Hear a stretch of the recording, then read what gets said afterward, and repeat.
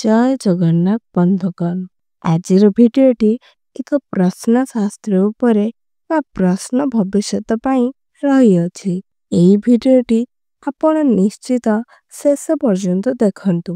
ଏହି ଭିଡ଼ିଓଟିରେ ଆପଣଙ୍କ ପାଇଁ 3ଟି ସଂଖ୍ୟା ରହୁଅଛି, 1 ନମ୍ବର, 2 ନମ୍ବର ଏବଂ 3 ନମ୍ବର। ଏହି 3ଟି ସଂଖ୍ୟା ମଧ୍ୟରୁ ଯେଉଁ ସଂଖ୍ୟାଟି ଆପଣଙ୍କୁ ଭଲ ଲାଗୁଛି ତେବେ ଆପଣ ସେହି ସଂଖ୍ୟାଟିକୁ ବାଛନ୍ତୁ। ଦେଖିବେ ଆପଣଙ୍କ ମନରେ କ'ଣ ଚାଲିଅଛି ଆମେ ଆପଣଙ୍କୁ କହିବୁ। ବର୍ତ୍ତମାନ ସମୟ କିପରି ରହୁଅଛି, ଆଗକୁ ସମୟ କିପରି ରହିବ, ସବୁକିଛି ଜାଣିବା ଆଜିର ଏହି ଭିଡ଼ିଓ ମାଧ୍ୟମରେ। ତେବେ ଭିଡ଼ିଓଟିକୁ ନିଶ୍ଚିତ ରୂପେ ଶେଷ ପର୍ଯ୍ୟନ୍ତ ଦେଖନ୍ତୁ। ଭିଡ଼ିଓଟିରେ ଯିବା ପୂର୍ବରୁ ଭିଡ଼ିଓଟିକୁ ଲାଇକ୍ କରିଦିଅନ୍ତୁ। ବାଛନ୍ତୁ ଗୋଟିଏ ସଂଖ୍ୟା ଏବଂ ଜାଣନ୍ତୁ ଆପଣଙ୍କ ଜୀବନର କିଛି ରହସ୍ୟ। ତ ଆପଣ ନିଶ୍ଚିତ ରୂପେ ଗୋଟିଏ ସଂଖ୍ୟା ବାଛି ସାରିଛନ୍ତି। ତ ପ୍ରଥମେ ଆସନ୍ତୁ ଜାଣିବା, ଆପଣ ଯଦି ପ୍ରଥମ ସଂଖ୍ୟାଟିକୁ ବାଛିଛନ୍ତି ତ ଦେଖନ୍ତୁ ବର୍ତ୍ତମାନ ଆପଣଙ୍କ ସମୟ କହୁଅଛି ଆପଣ ଦୁଃଖ ଅନୁଭବ କରିବେ ନାହିଁ।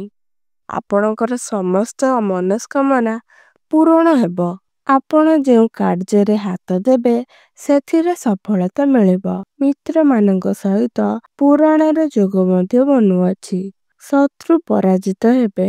ଯେକୌଣସି କାର୍ଯ୍ୟ ଆପଣ ବୁଝି ବିଚାରି କରନ୍ତି ତେବେ ଆପଣ ନିଶ୍ଚୟ ରୂପେ ସଫଳତା ପାଇବେ। କଷ୍ଟ ଯାହା ବି କିଛି ଥିଲା ତାହା ଦୂର ହେବ। ସନ୍ତାନ ସୁଖ ଆପଣ ଭୋଗ କରିବେ। ଆଉ ଏବେ ଋଣ କରିବେ ନାହିଁ।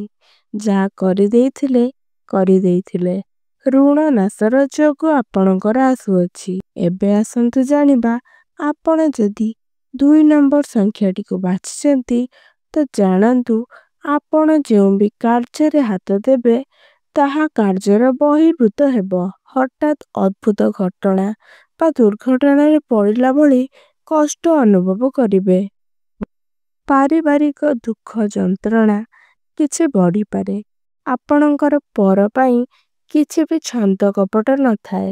ତଥାପି ମଧ୍ୟ ଆପଣ ଅନ୍ୟମାନେ ଆପଣଙ୍କୁ ଫସେଇବାକୁ ଚେଷ୍ଟା କରିପାରନ୍ତି ଏବଂ ଆପଣ ଯାହାକୁ ପ୍ରିୟ ମିତ୍ର ବା ଅତି ନିଜର ଲୋକ ଭାବିଛନ୍ତି ତାଙ୍କଠାରୁ ଆପଣ ଧୋକା ପାଇପାରିବେ। ଏପରି ସମୟ କିଛି ଆସୁଅଛି ଯେ ଯେତେ ସୁଖରେ ଆପଣଙ୍କ ଜୀବନ ଅତିବାହିତ ହେଉଥିଲା ଏବେ ଆପଣଙ୍କର ସମସ୍ୟା ଆସିପାରେ। ଆପଣଙ୍କର ପ୍ରଶ୍ନର ଯଦି ଉତ୍ତର ଚାହିଁବେ ତ ଆପଣ ଗୋଟିଏ କାମ ନିଶ୍ଚିତ ଭାବେ କରନ୍ତୁ। ଆପଣ କାହାକୁ ଅଧିକରୁ ଅଧିକ ବିଶ୍ୱାସ କରନ୍ତୁ ନାହିଁ। ଅଯଥାରେ ଧନ ବ୍ୟୟ କରନ୍ତୁ ନାହିଁ। ଧନକୁ ସଞ୍ଚୟ କରନ୍ତୁ, କାରଣ ଆଗକୁ ଆପଣଙ୍କ ପାଇଁ ଧନଜନିତ ସମସ୍ୟା ଯାହା ବି କିଛି ରହିବ। ଯଦି ଆପଣ ଧନ ସଞ୍ଚୟ କରିଥିବେ ତେବେ ଆପଣ ଉଚିତ ରୂପେ ଜୀବନ ଅତିବାହିତ କରିପାରିବେ। କିଛି ଆପଣଙ୍କର ଗୁପ୍ତ ଚିନ୍ତା, ଗୁପ୍ତ କଥା ପ୍ରକାଶ ପାଇପାରିବ। ଆପଣଙ୍କର ଆପଣାର ଲୋକ ଏପରି କରୁଛନ୍ତି। ଆପଣ ବିଶେଷ ରୂପେ ଧ୍ୟାନ ରଖନ୍ତୁ। ଉଚିତ ମାର୍ଗ, ଉଚିତ ସାଙ୍ଗମାନଙ୍କୁ ବାଛନ୍ତୁ। କାହାକୁ ବି ନିଜର ଲକ୍ଷ୍ୟ, ଗୁପ୍ତ କଥା କୁହନ୍ତୁ ନାହିଁ। ଏହିସବୁ କଥା ପ୍ରତି ଆପଣ ବିଶେଷ ଧ୍ୟାନ ରଖନ୍ତୁ। ଏବେ ଆସନ୍ତୁ ଜାଣିବା, ଆପଣ ଯଦି 3 ନମ୍ବର ସଂଖ୍ୟାଟିକୁ ବାଛିଛନ୍ତି ତେବେ ତାହା ଆପଣଙ୍କ ବିଷୟରେ କ'ଣ କହୁଅଛି।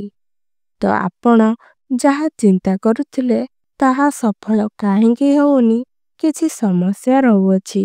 ଆପଣ ଯେଉଁ ବି କ୍ଷେତ୍ରରେ ଆଗକୁ ଯାଉଥିଲେ ଆପଣଙ୍କୁ ଲାଗୁଛି ଯେ ସତ ଯେପରି ଆପଣଙ୍କୁ କେହି ପଛକୁ ଟାଣୁଛି, ଯେପରି କିଛି ଆପଣ ଅନୁଭବ କରୁଛନ୍ତି।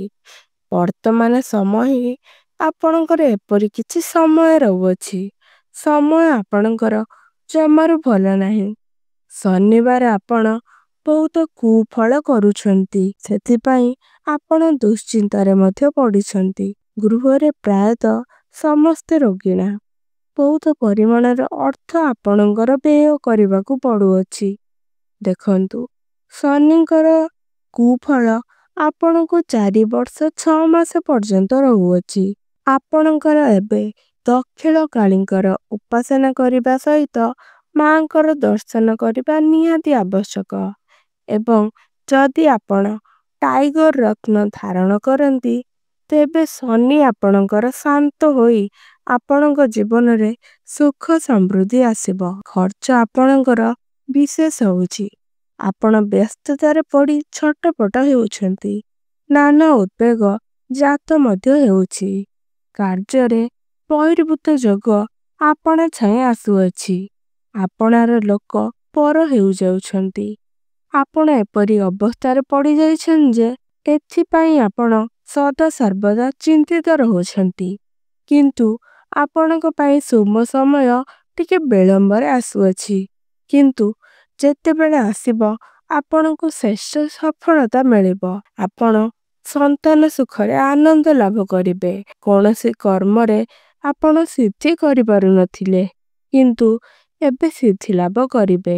ତେବେ ବନ୍ଧୁଗଣ, ଏହା ଥିଲା ଆଜିର ପ୍ରଶ୍ନମଞ୍ଚନ କାର୍ଯ୍ୟକ୍ରମ। ତେବେ ଭିଡ଼ିଓଟି ଭଲ ଲାଗିଥିଲେ ଭିଡ଼ିଓଟିକୁ ଲାଇକ୍ କରନ୍ତୁ, ଚ୍ୟାନେଲଟିକୁ ସବସ୍କ୍ରାଇବ୍ କରନ୍ତୁ ଏବଂ କମେଣ୍ଟ ବକ୍ସରେ ଆପଣ କେଉଁ ସଂଖ୍ୟାଟିକୁ ବାଛିଥିଲେ ନିଶ୍ଚୟ ଜଣାଇବେ। ତେବେ ବନ୍ଧୁଗଣ ରହୁଅଛି। ଧନ୍ୟବାଦ। ଜୟ ଜଗନ୍ନାଥ।